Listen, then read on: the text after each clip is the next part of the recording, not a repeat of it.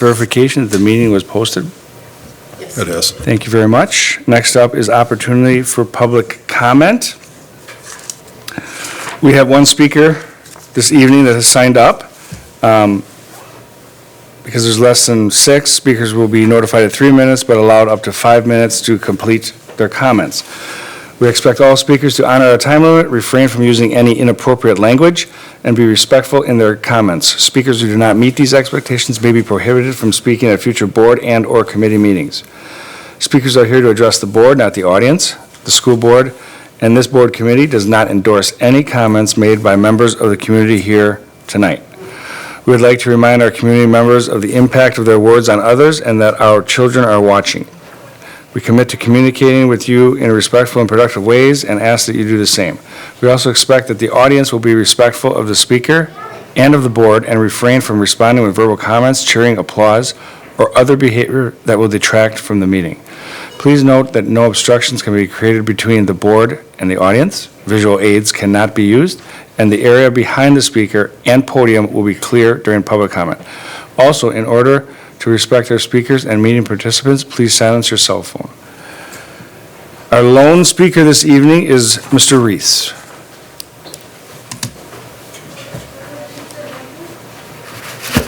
Good evening.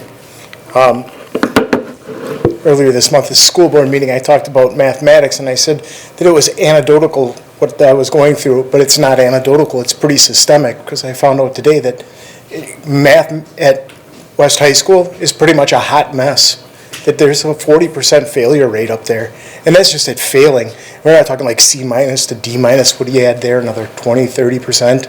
That's bad. And the thing is, I knew my daughter coming here was it's going to be hard on her. It's not one of her strongest subjects, math, but it's when your kid's stuck in this, it's terrible. It really sucks. I left this district and I went to a private school because I was told that at STEM, we can try new things. You know what I interpret that as? We can experiment on your kid. And I wasn't going to have anyone experimenting on my kid. And I come back here, and that's what it's like right now at West. It's just experimenting with math. It's a mess up there. This is their future. This is what they rely. So she's going to have to take. Good thing we only rely 3 years on it, because a whole bunch of sophomores are already in her class. So in order to get their 3 years credit, this is what they're going to have to do is go through their senior year here to get this, hopefully. Now, a 40% rate, a failure rate. I'm a tool maker. If I had a 40% failure rate, I wouldn't have a job. I'd be looking for a new career. No company would survive that rate of failure. There's not a place around that would hold their head up and say, yeah, we have a 40% failure rate. This is I can't believe that this is acceptable, by any standard. I've listened to, and Joe Cuomo, if you're listening, this is to you. Say we have to trust the professionals. We have to trust the professionals. We have to listen to the professionals and what they're saying. What's the failure rate got to be before you stop trusting the professionals and stop trusting those who keep telling you to do things that are causing you to fail? What's that rate going to be? I would surely love an answer to that. How high does that failure rate have to get to before someone says, this is enough? Anyways, that's what I have to say. Thanks.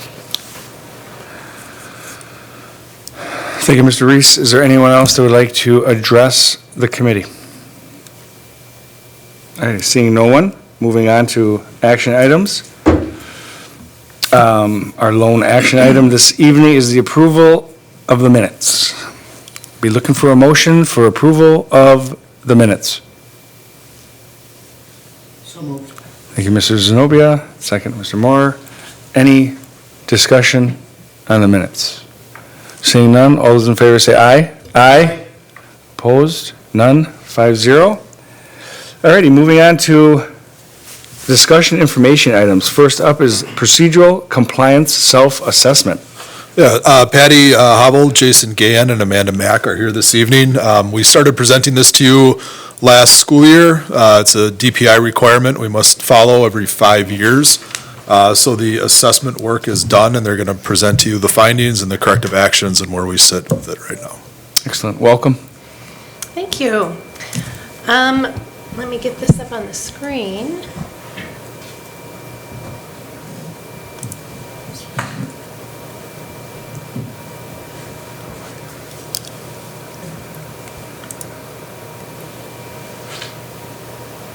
All right. We have presented on the self-assessment several times in the last year and a half. However, you have not been our audience. And so to give you a little bit of a opportunity to get up to speed, we have a short video from DPI that explains procedural compliance self-assessment. Are you wondering what the Reading Drives Achievement Procedural Compliance Self-Assessment is all about? You may also be wondering if it has a shorter name. We can call it self-assessment for short. It was created to meet a whole bunch of needs in one process, to meet federal monitoring requirements, and to help our students achieve positive outcomes. It's also about prioritizing what it means to be college and career ready in Wisconsin. We want all of our students, including students with disabilities, to graduate with the skills, habits, and knowledge they need to be lifelong learners and to meaningfully participate in their community. As you probably know, much of our focus right now is on improving reading results. We've identified this area as one of great need and impact, so our revised monitoring standards put a special emphasis on reading. Here's how the self-assessment works. In general, every school district or local education agency does the self-assessment once every 5 years. You'll review your special education records, policies, and procedures. You can see when your year is coming on our website. Even if it's not your turn, we encourage you to review your IEPs and use the monitoring standards for continual improvement. When it is your year, you'll send us information about students you're responsible for who are receiving special education services. We'll pare down that list to a smaller sample of those names, and then we'll ask you to look at the records of that smaller group of students using the monitoring standards. After completing your review, that's when you'll make plans to correct any errors, and then you'll report results. We've redesigned our website to help you navigate the self-assessment better.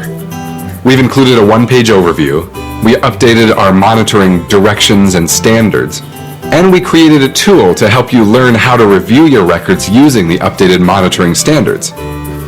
Also on our website, you can access the Special Education Portal.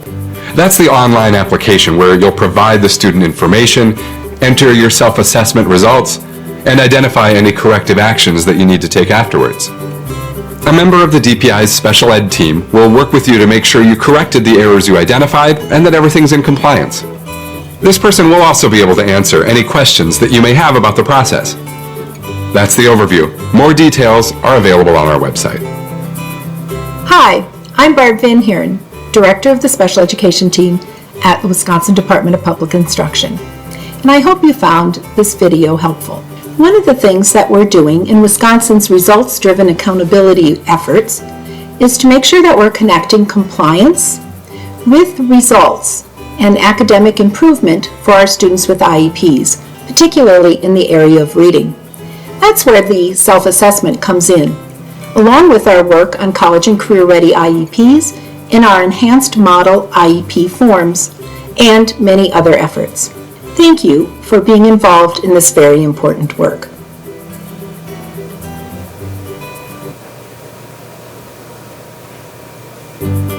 Are you wondering what the Reading Drives? There we go.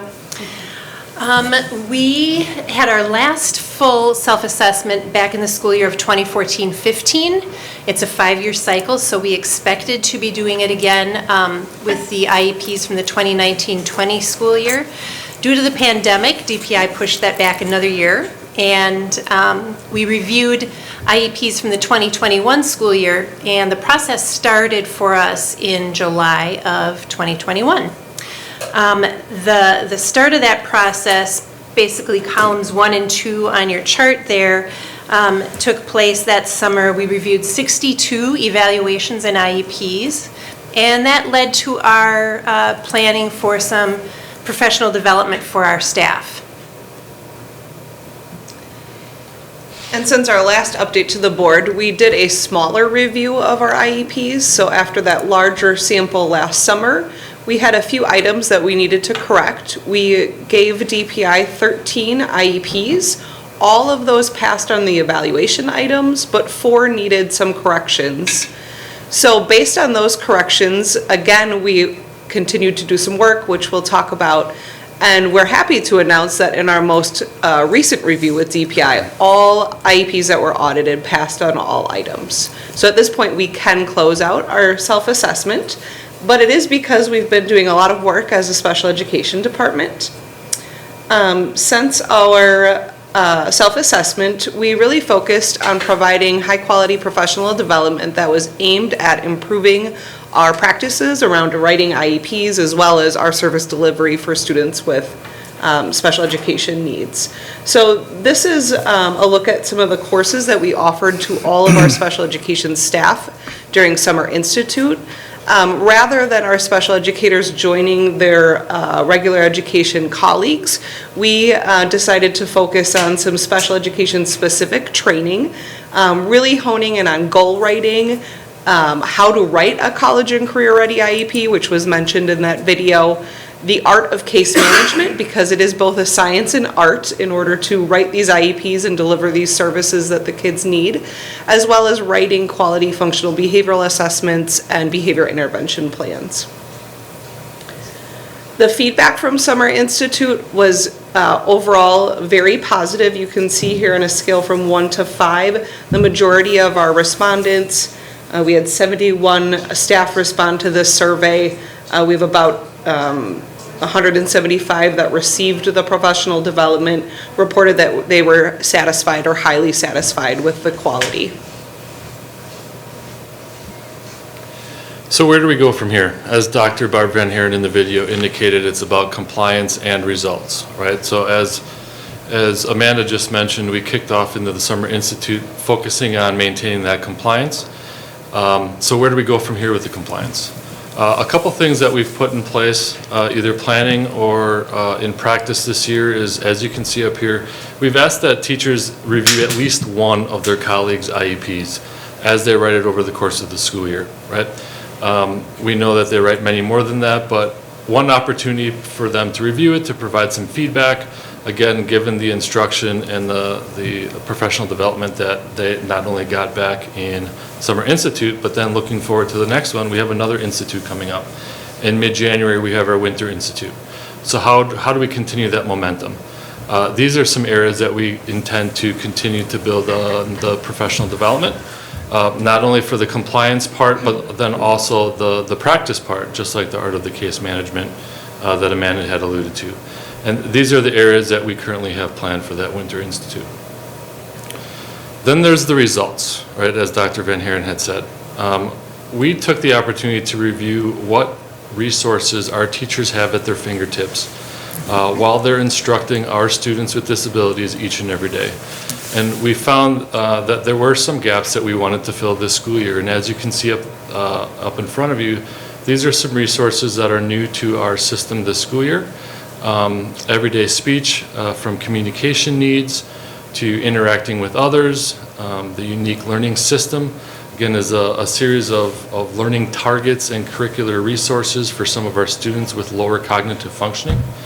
IXL is another resource for some of our students who struggle with reading and math needs and skills, a way to boost them, a second tier of support. As well as then our transition that you've heard me talk about not only in front of you, but then in some weekly updates in the last few months. Actual resources, instructional lesson plans, and working with our students to make sure that they're gaining the skills to be employable and that they are gaining the soft skills to be able to interact with their future colleagues in the workforce. And then lastly, another resource that we wanted to kind of go down the path of is that of weighted caseloads. And what does that mean for our system? Each special education teacher has what we call a caseload, a group of students that they're responsible for steering the ship, for managing, to making sure that their plan is where it needs to be. And when we look at dividing those caseloads, whether that's for human resources or for the number, for the level of supports, this is a way for us to I guess, objectify each student and what their needs are based off of their IEP, and then what subsequent staffing supports they need. And it's a way for us, when we sit down to review that in the beginning of the winter each year into the spring, into the summer months, for us to have one more piece of information to make sure that all of those things are in line and that we have the staffing and supports that we need for our students. Questions? What's an example of feedback you'd get from DPI? Because one of the slides said you got feedback from DPI. What is that? I mean, familiar with DPI, but I was just wondering what kind of feedback they'd give us. Right. We worked with Paul Sherman, who's been around in DPI for a while, and he actually came here to Lindholm and reviewed our IEPs page by page. So the feedback would be around the specific areas that the PCSA was looking at. Again, it's heavily emphasized on reading. So one example would be our present level of performance and how well did we describe how that child is doing in reading? And then subsequently, what kind of goals and services are we offering if we identified a need in the area of reading?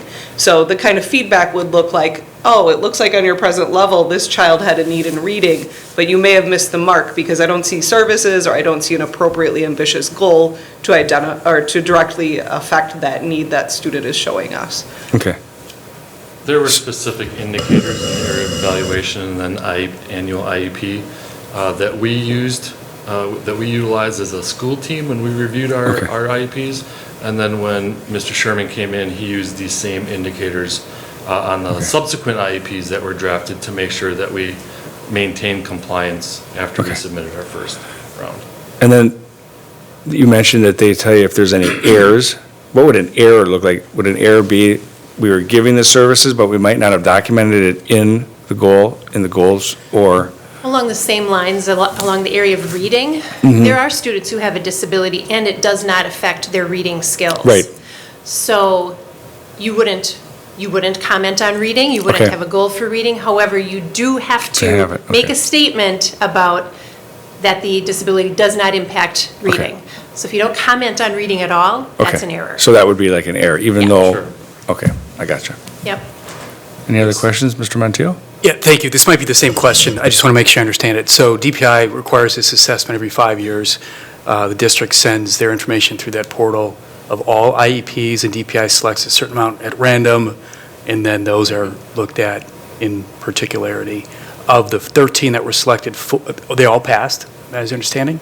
Or In the end, they all passed. in the all yes. passed? But there was, okay. There was a much larger sample to begin with. I think it was 64, our first random Right. draw. It continually got smaller as we honed in on those errors that we needed to continue to address. Okay, because I think you said 4 out of 13. Was there any consistency in, I don't want to say errors, but whatever their suggestions were? We did see a pattern, which is why we targeted some of the things you saw in our summer and our upcoming winter institute, one being goal writing. So there were consistent areas around that. There were consistent areas, as Patty mentioned, around how we mentioned reading and how we remediated that concern if it was there. So we were able to hone in those areas that were consistently happening. Some were very simple compliance errors of checking a box. Some were a little bit more nuanced, and you really had to dig into the IEP and have some conversations with staff. But for the most part, we were able to target our PD around the errors that we were seeing. Okay, thank you. I know we can't go into specifics, but were any of those errors a failure to deliver services? No. No. No, none of them were failure to deliver services. Okay, all right. Thank you very much. There was a small portion of the assessment that was that of what they called implementation. Okay. Where we did go in to make sure that the services that we said we were going to provide were actually being provided. Okay. And we were 100% in those areas. Outstanding. Thank you. Is there any other questions? Okay. Oh, Susan over here, that's all right. Thank you. I guess I'm on kind of the same line as some of the other questions. This really is a presentation from DPI about how we are to comply, correct? I mean, mainly this is a compliance-driven assessment that we're looking at. And so, given that, there was 25% that pass the first go-around, it looks like. And, you know, you've answered kind of what some of those errors look like, some being clerical, some being a little bit more in-depth. What, I guess I'm trying to see the picture behind what the average IEP looks like. You know, from what I hear from parents with students that have them is some level of frustration. And and they don't put that necessarily on the district. I think it's just the situation. But in general, the feedback that I receive is that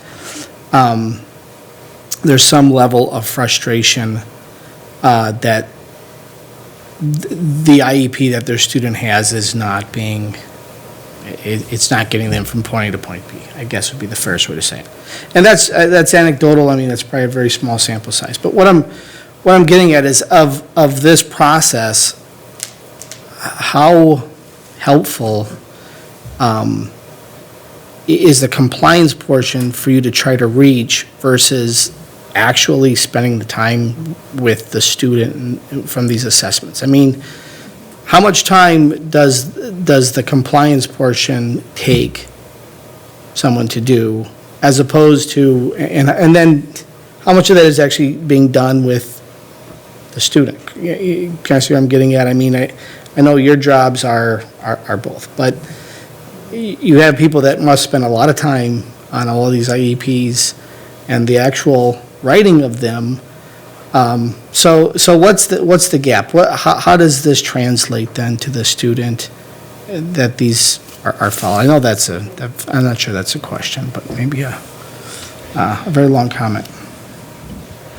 Multifaceted question with many layers. So I guess to back it up, so 2 time components that you ask, this assessment and then the time on the teacher to write the plan that's compliant.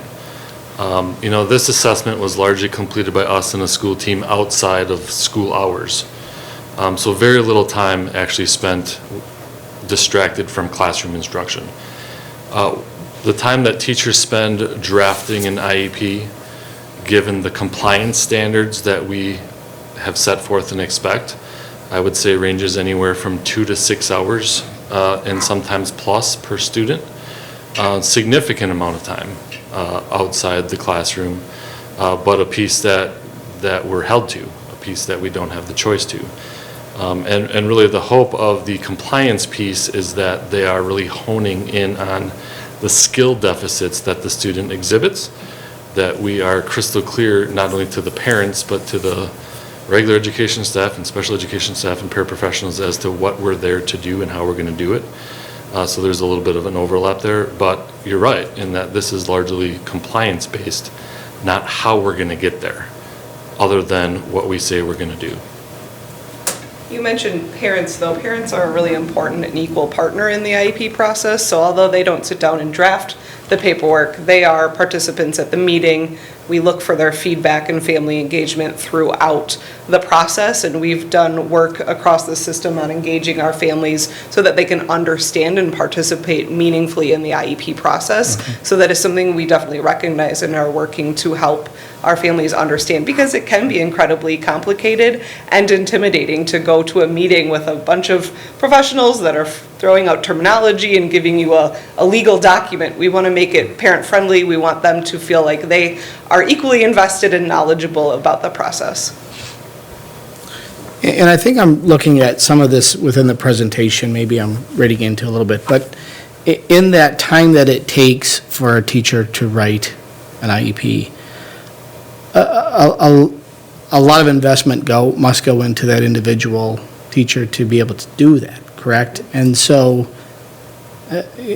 you know, how much of that is, I don't know, I guess, if you were to speak broadly of, do we need improvement in that area? I mean, not every, I guess speaking of teachers, they're probably very good writers, but to go through all this process, you know, I'm sure at times some of them need help, and I guess my point is that they're not doing a good job, but how much time or what could possibly be needed in that area to get them to even be able to do that process better? Because a lot of this, you know, really is about the process. Right. And then is the process followed? which is really what we focus on as directors. We want to help support them so that they have the tools to write a high-quality IEP. We want them to focus on teaching, right? When they've got students in front of them, that's their first priority.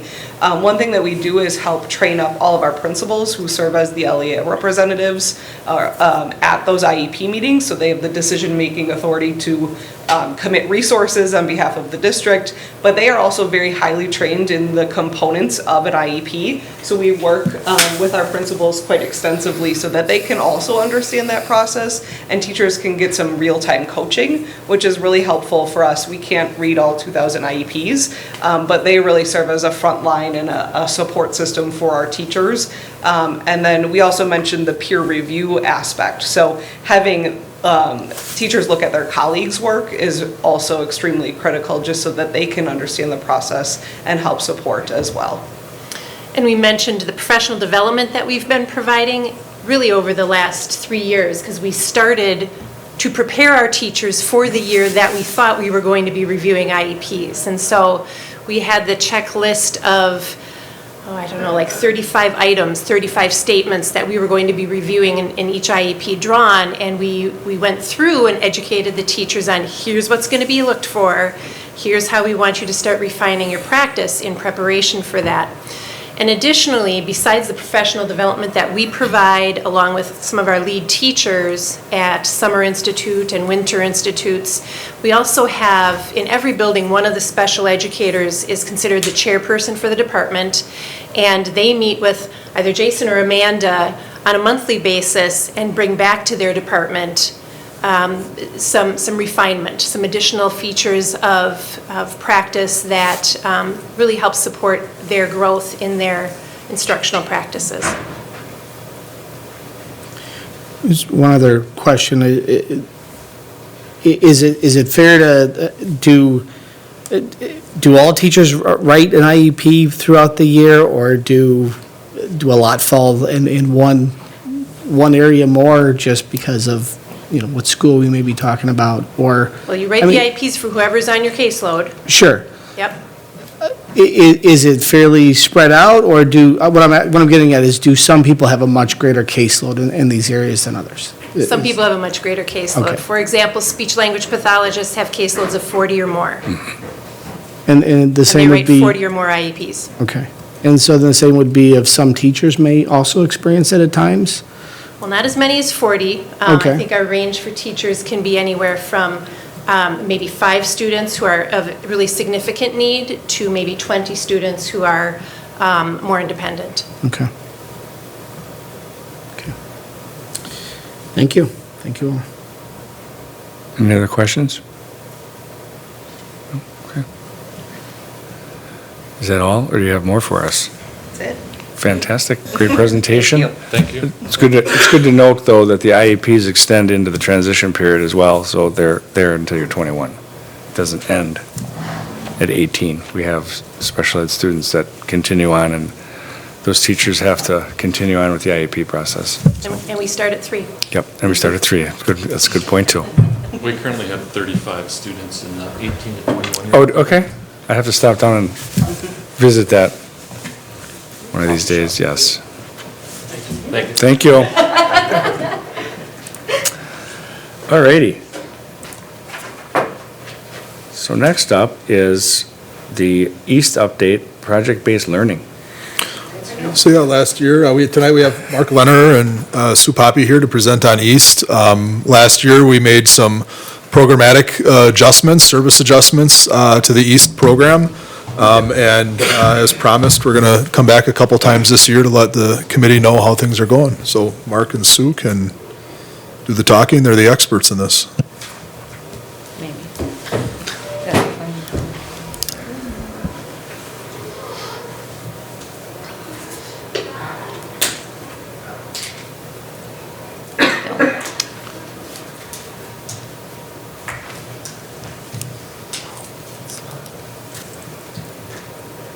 There it comes. Okay. Ready to start? Yeah. Okay. Hi, I'm Sue. Thank you for having Mark and me here today to Welcome. talk about East.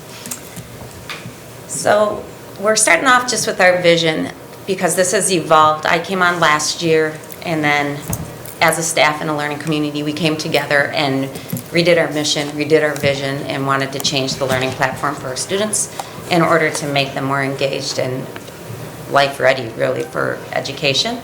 So our vision at East is Waukesha East provides a student-centered culture where positive relationships are cultivated with powerful student connections that celebrate our diverse learning community. At East, our student displays integrity, grit, and excellence. East offers our students 3 unique pathways towards graduation, giving them a voice and choice on their educational journey. We believe that the personal growth occurs when our students feel safe, respected, and appreciated for their uniqueness. We are committed to providing our students with a rigorous and relevant curriculum focused on inquiry and deeper learning, all while recognizing the importance of flexibility. East provides real-world connections, graduating students who are prepared to work, serve, and compete in our global society. From our vision, the teachers and some of our student representatives came together and they created our mission last year. So this is our new mission that just started 21-22. So East builds a caring and supportive learning environment for all as we become lifelong learners through shared community experiences, a rigorous curriculum, and opportunities to thrive as we develop into our best selves. And we apply that not just to students, but to our staff as well, because we are all lifelong learners. So when you look at East, our students come from the 3 traditional high schools. They apply, and we do a whole intake process. From there, they came to East, which was a smaller school setting. Last year and previously, the learning model was pretty much on track with what your traditional high school environment and your traditional high school curriculum would be in the delivery model. Though it was working for a lot of them, we still had some growing and learning to do and to focus on that individualized, personalized planning. So then last year we delved into project-based learning, which is our platform that we started this year. So we're in a swimming pool, we're in the kiddie pool right now, but we're all learning and growing. In order to focus those individualized plans, I had asked the staff, and this is what we came up with, but what do our graduates need to be able to do in order to be functional in today's 21st century world? So these are the things that they came up with, and that's also the platform for what we call mastery learning targets were developed from. So we want our kids to be able to express ideas and read critically and investigate through inquiry, use sources, reason quantitatively, lead teams, design solutions, learn independently, navigate conflict, build networks, sustain wellness, and engage as a citizen. And all of those are our platform that we build everything upon. So we needed to partner with people so we could get the best advice and training and PD available to our students and staff. So we have building partners, that is Building 21, which is throughout the country, and also Project Foundry.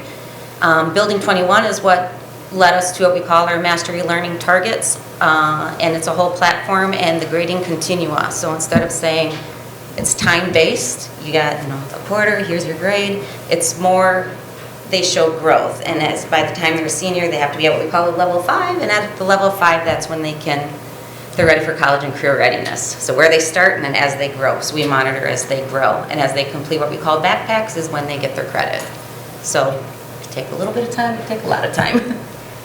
Project Foundry is our monitoring system. It is their portfolios, individual learning plans, their college pathway, all of it. It's all listed for the student to see. So as they complete their what we call backpacks, it starts to fill up, so they are constantly tracking what they need to do in order to become graduates. So East is a little weird. What else is there? We do block our morning, so we have a 3-hour block in the AM, and that's where we do what we call team seminars. Within that 3-hour block of time, we do blended learning. So they may be working on, say, a research project in science. However, they are reading critically and doing research and all those language art skills. So on the targets, they may be working on many different components, so you're blending those skills. Because we read all the time, so why not use it? They start everything with a driving question, and then they go from there and build. A lot of them are starting to build their own projects, which is kind of neat to see. Based on what's happening around them in the world. So that's a 3-hour block. where they basically, if you think traditionally, it's math, English, science, and social studies with the same team of teachers and students. In the afternoon, we go to what we call our workshops, and they got to choose, and this year we were able to create, and they're still under creation, but coming along is our, what we call STEAM Street, which stands for Science, Technology, Engineering, Art, and Mathematics. But in there we have 4 new learning labs for our students. So we have what we call the Tinker's Tank, which is basically a fab lab. We have our Firebird Studios, which is our podcasting and recording studio. We have a photo factory, which is literally videos and portraits and anything art related. And then we also have our Legends Laboratory, which is our hands-on science, woo, I hit something, hands-on science lab. We also offer a culinary program, and that's usually held in the Fix-It kitchen.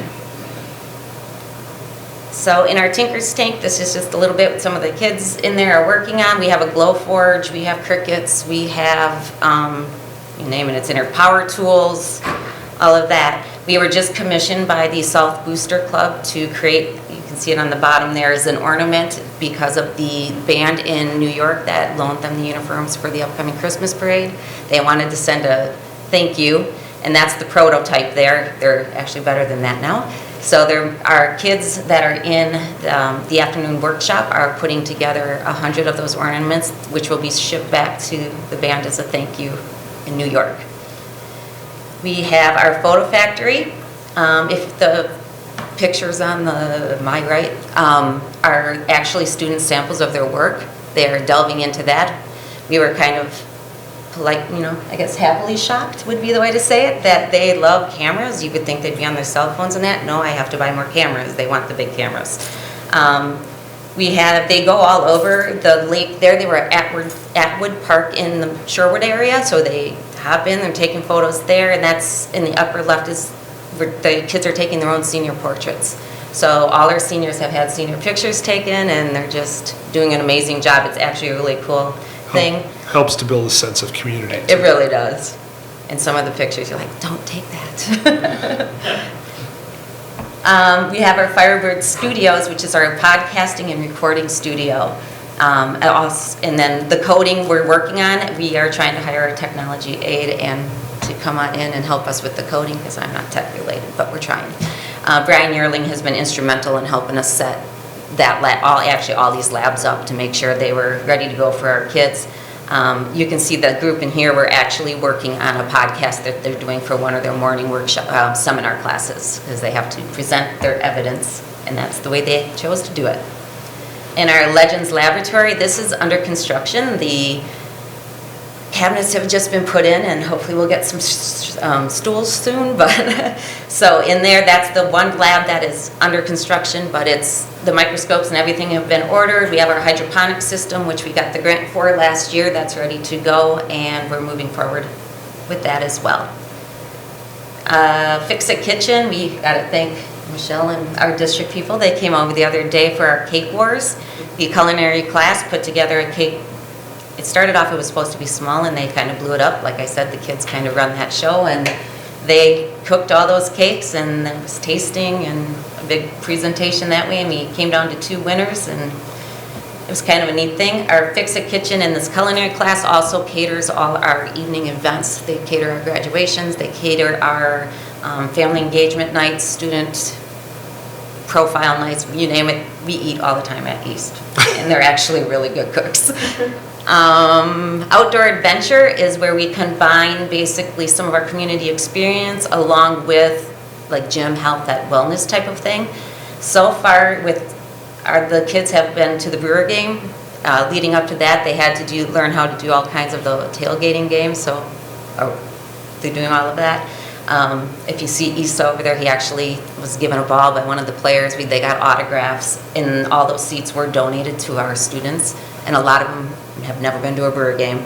The Milwaukee County Zoo, they just went to last Thursday, because it was 70 degrees and a beautiful day to go. And honestly, I'd say more than half of those kids have never been to a zoo. And they went on a scavenger hunt, and they have pictures. They had to take pictures of all different things where they were, so they're pretty engaged. And at Paradise Springs, they go hiking and they go geocaching. I think that's what's called patching, something. They think I'm old, which is true. So, but they're out and about all the time. This group is also part of the putting the ornaments together as well. So there's a lot of community service, which we're going into. We do our giving room, and we thought that was neat because Lindholm has been gracious enough to keep the barrels there for us to donate food. We decided back in February, well, how much food are we giving away? And we big grocery bags full every weekend. Between February and May, we gave away 58 bags of food, and we've learned like they don't have to come ask us anymore. So we put them at a cart so they can just grab and go, and it's food for the weekend. And so since we've done that, in September, we gave away 11 bags of food, but October we're up to 24 bags already. So you can see that if we keep on that pattern, it's just, we have a lot of families that are in need right now. So we want to keep that going. We also have a clothing room in there and coats and all that for our kids as well. They are working on the Christmas clearinghouse. We always adopt a couple kids every year, so they sell coffee and cocoa and cookies and stuff in the morning. And then Oktoberfest, we're a part of every year. They made me put the porta potty one in there, sorry. Because he was very proud he got to put the light bulbs in. So they also set up for Oktoberfest. We have our Junior Phoenix program, which is our middle school program. Again, we have currently, that's a placement program more. We have 4 students in there, and they are absolutely doing amazing. We have had 0, I can actually say 0 behaviors at all in that class, which is a big change from last year, so it's amazing. And we have a new first-year teacher that is just rocking it, and she's kind of drank the East Kool-Aid, so we get to keep her. But it's an amazing program, so we wanted to let you see those kids as well, because they are out and about. And then we have college and career readiness. We took, 40 kids over to WCTC for a tour of their manufacturing area. We have our manufacturing fair that we have a week that we're going to different companies throughout the southeast area. And they came in and we had 6 businesses, WCTC, some apprenticeships, and the job employment bus basically there. So the kids got to see and participate in all of that, fill out job applications. And the other community partnership is our Money Coach program, where they come in, it's entrepreneurs, investors, bankers that come in and teach our kids about what goals do you have, this is how you budget, this is how you manage money. As our students go through that program, they have to track expenses. They get money deposited into their savings account because that group of people say they can't learn to manage money if they don't have money. So after this 11-week program, they get not just their financial literacy credit, they also have about $350 deposited into their accounts, and they have to save and all of that. So it's kind of like that double dip, and that gets them payment along with their credit. And that's been very successful for us, and it's our 2nd year doing that as well.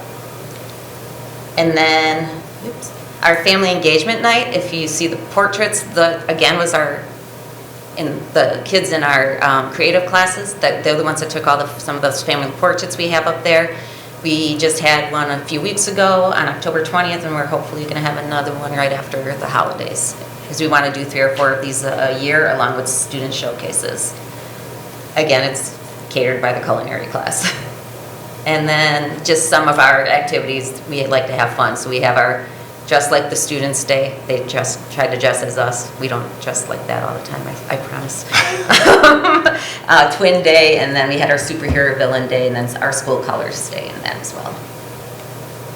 And to just kind of show how, where the results part of this kind of comes in, the metrics sort of side of it, is there was a student survey that was conducted in October. There was also a parent survey next. And if you look at what the students are talking about, it really speaks to me of that creating that sense of community. They feel safe at school. They feel emotionally safe at school. A lot of, not all, but a lot of the students there are students who, for whatever reason, just don't fit in a traditional high school. And so East gives them that social, emotional place that they feel like they're a good fit. They talk about how their teachers promote the importance of their schoolwork. They have an opportunity to be a part of class discussions or activities. There's that engagement. And students report at least having one teacher who makes them feel excited about their future. And if you can get a kid to have that one teacher. That one teacher will get that kid to school every day, and that's what you need, is that one connection. Some kids have 7 teachers like that. Some kids only have 1, but they have to have that one to keep coming back every day. And then in terms of the parents feel like they can support their child's goals and dreams. The whole idea of project-based learning sounds a little nebulous at first, but they understand what their student needs to do in order to graduate. So that was a really good point of the survey. They're confident that their child will graduate from East. And one of the points that Susan hadn't really talked about was, the kids are. It used to be, I think, that kids went to East and then went back to their home school to graduate. They want to graduate from East. They want to take part in that graduation ceremony at East as a way to show that I did this, I'm a part of this community, I want to graduate from this community, which I think is really fantastic. And then also parents feel like their child has a great future ahead of them based upon some of the learning that they're doing right now. And this survey will be repeated again this spring. Actually, in February. February? We want 3 3 measures times? just to see Yeah. our growth. Yep. And then the other part that we're working on is attendance. So one of the parts of the improvement process for East was to look at graduation rate, which was lagging. And how do you improve graduation rate? You do it by attendance. So if you look at this year over last, and this is current enrolled students, last year we were, I believe, at 72%, and right now we're at 80%. So we're already starting to see that uptick in attendance to get those kids back into the school and to work toward their goals. We didn't create a slide for behaviors. Behaviors are running about on par in terms of just solid numbers, but I will say the incidence of what we call level 3 behaviors are down significantly. What you're seeing now in terms of behaviors tend to be more sort of run-of-the-mill classroom behaviors, students who are talking, students who are out of their seat. It's not the higher level behaviors that you may have seen in the past. So the numbers are about the same. They don't really tell the story, though. The overall behavior is improved as well. Yep. So if we look towards the future, we have some goals we would love to do is to continue with our community partnerships. And that includes actually growing the school, because that would be awesome. And then post-secondary training opportunities. And that kind of goes along with our community partnerships, looking at apprenticeships, partnering with WCTC with the hopes someday of maybe getting a couple classes that the professors come to us and have our kids leave with a skill would be phenomenal. So it's there. We're working on it. Long-term goal. Long-term goal. And then, thank you. Any questions?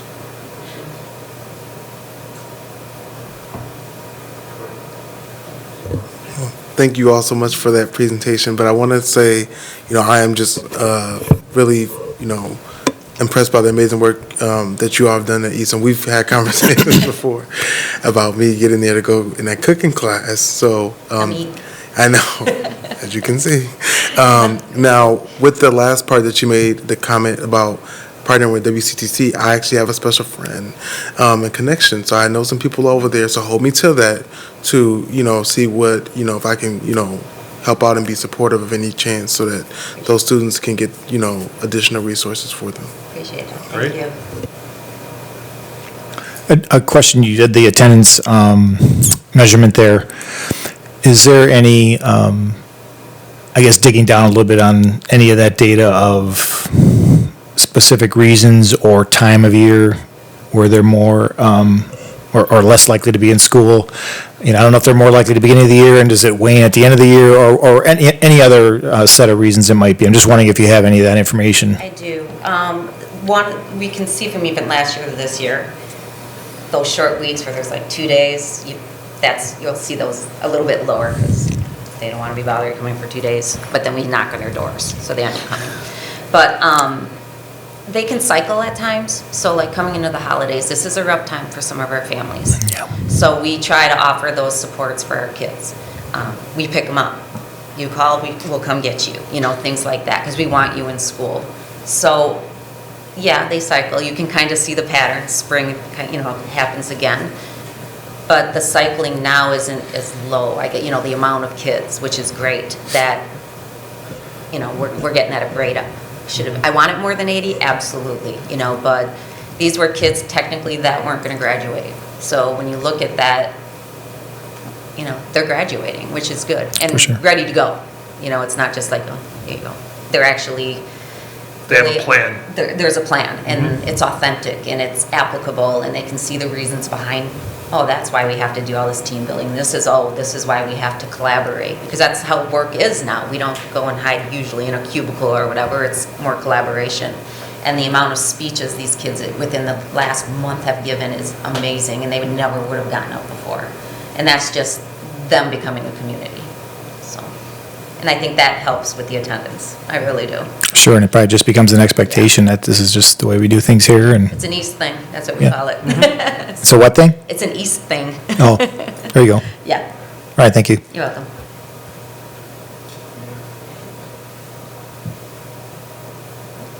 Thank you very much. Thank you. Thank you for your time. Good work.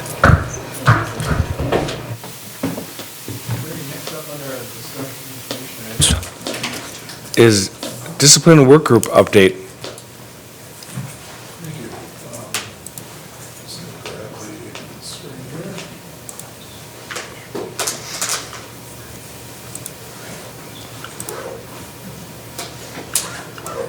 So, as I've indicated before, we are going to present to you what we're doing month by month with the discipline committee. We had our last meeting on October 26th. At that meeting, we reviewed what our September discussion was, which, if you go back a month, we looked at kind of the history of discipline and the current state of things in Waukesha as far as numerically. We did look at our behavior numbers, and I'll show you those. I presented you tonight with this afternoon's printouts.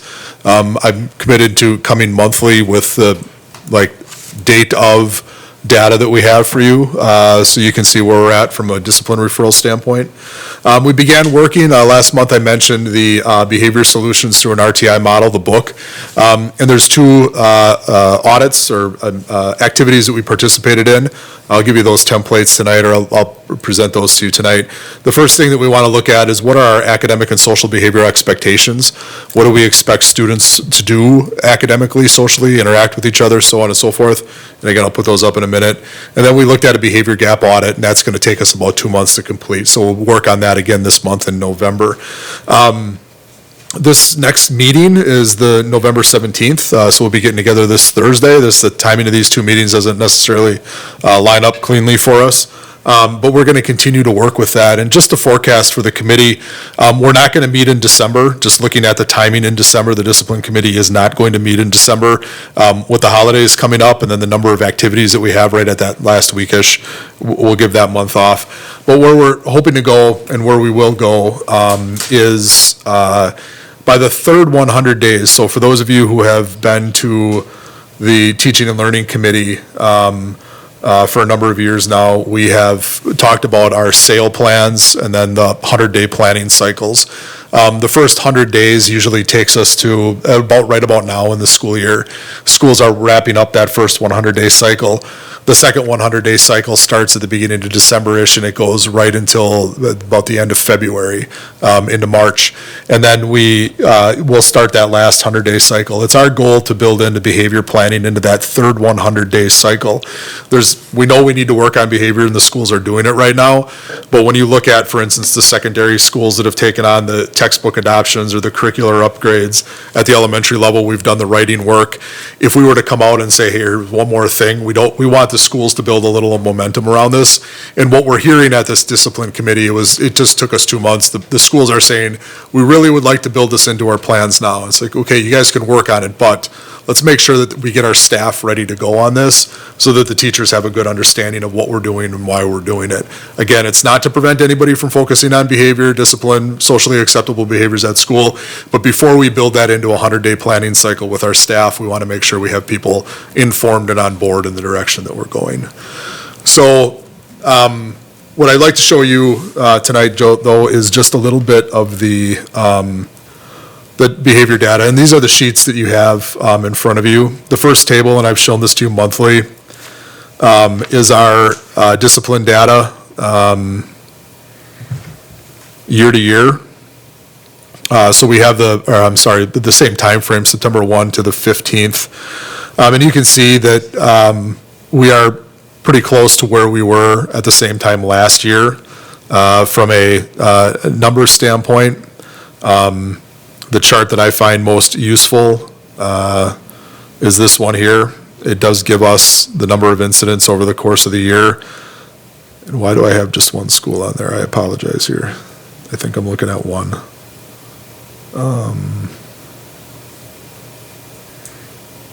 One second here. Yes, I apologize. That was just east.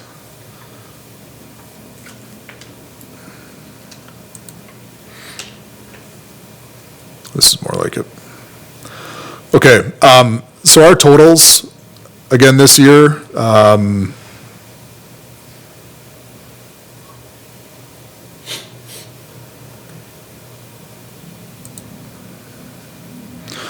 totals this year, and I've highlighted this, we are running a little bit higher right now. But when you dig into this data, and this is the thing that we've talked about, we want to know why we're getting some of the results that we're getting, why we're seeing some numbers go up.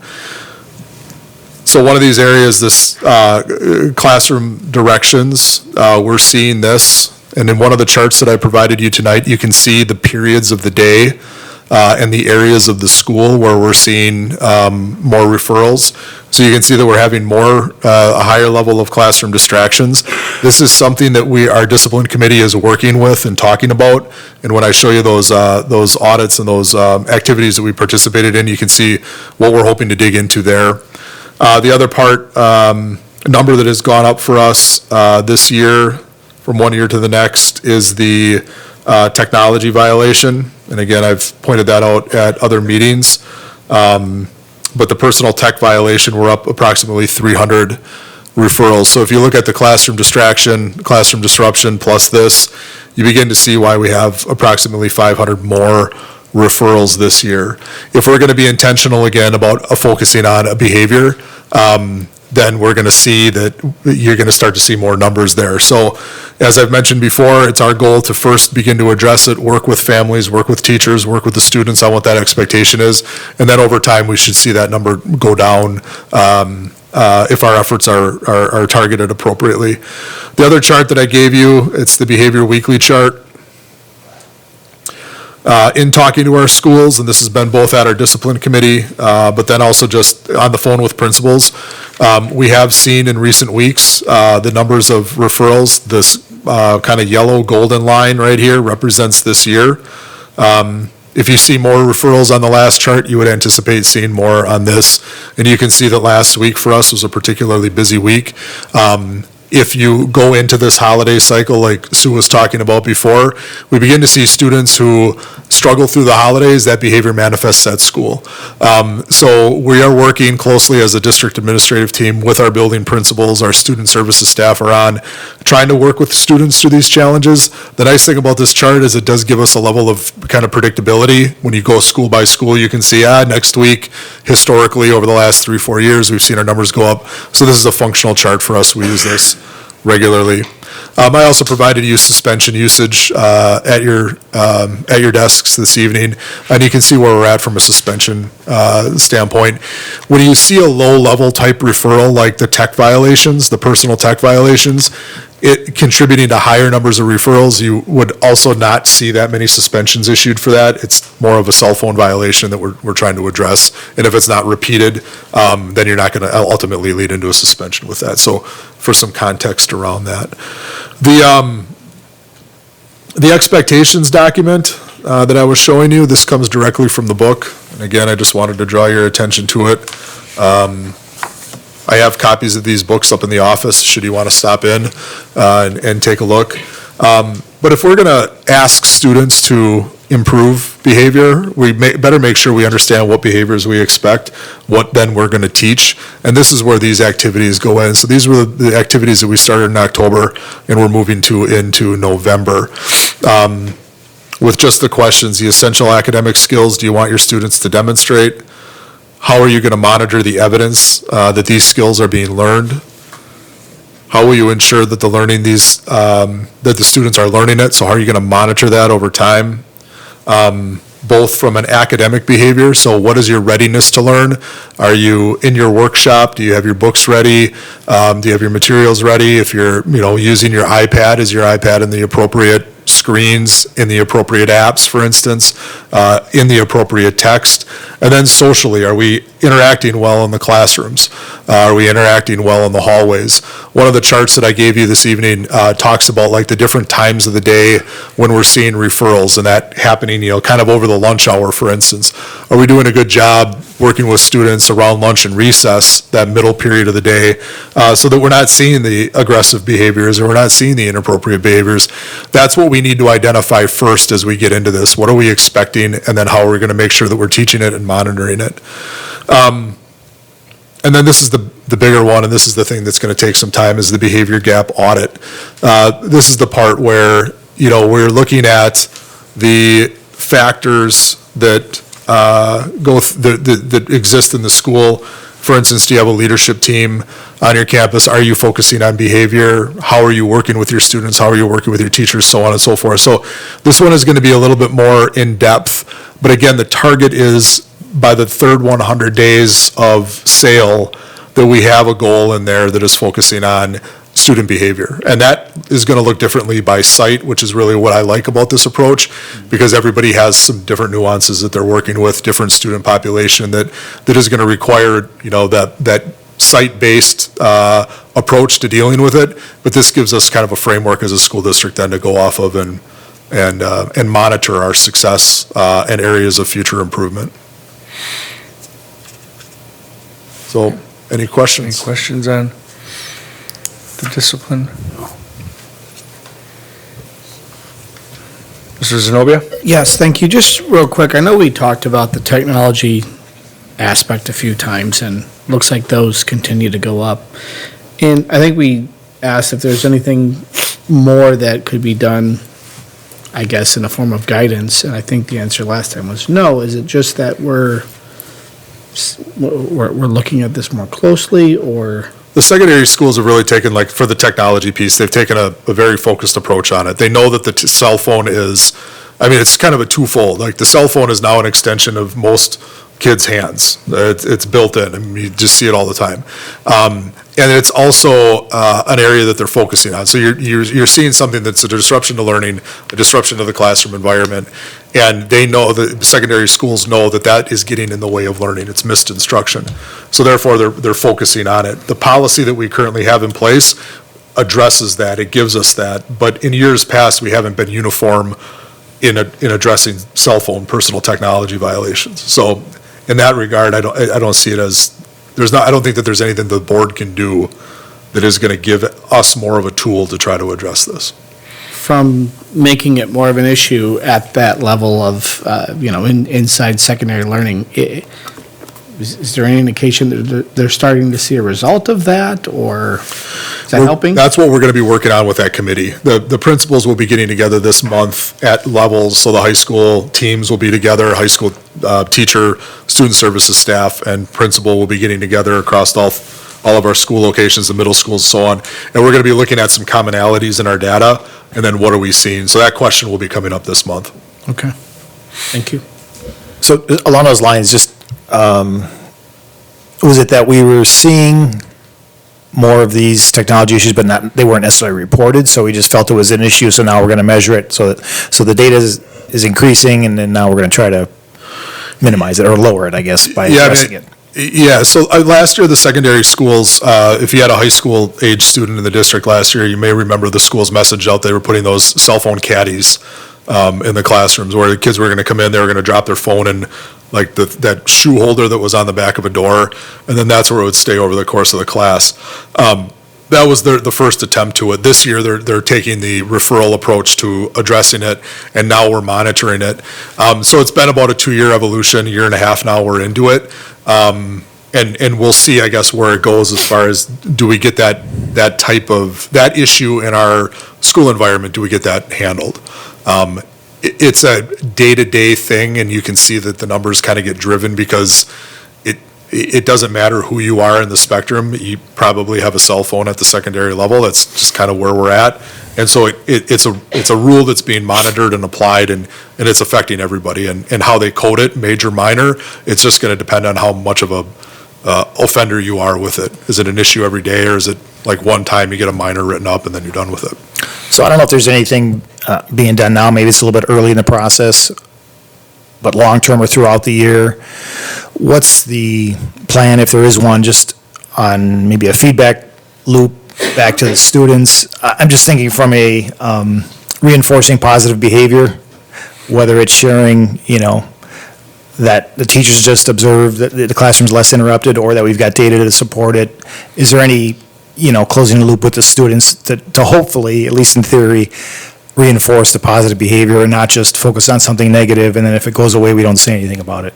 That's what we're going to be getting to with that planning piece. So as we start to identify what are those expected behaviors, part of it is what are we going to do to monitor that they're learning it, and then the other part of that is what are we going to do to celebrate when we start to hit those goals. And part of that becomes the school-based goal setting that we'll be working on with this committee.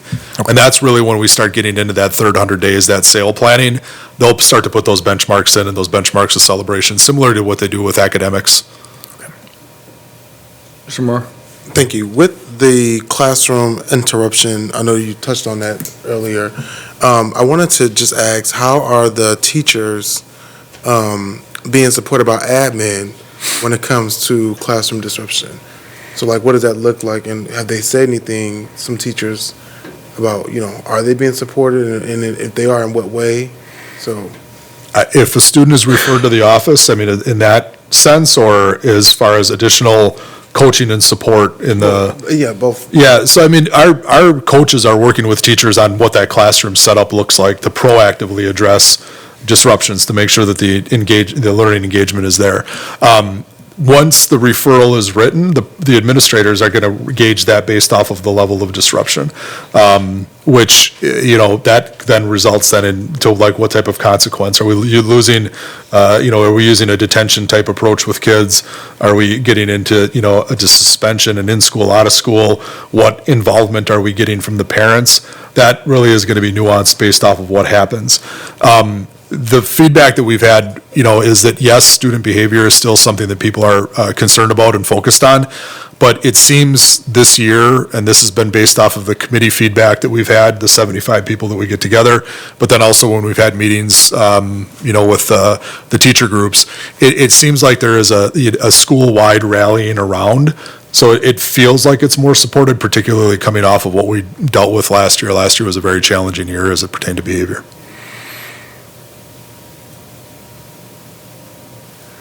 Any other questions or comments? No? All righty. Thank you very much. Thank you. All righty.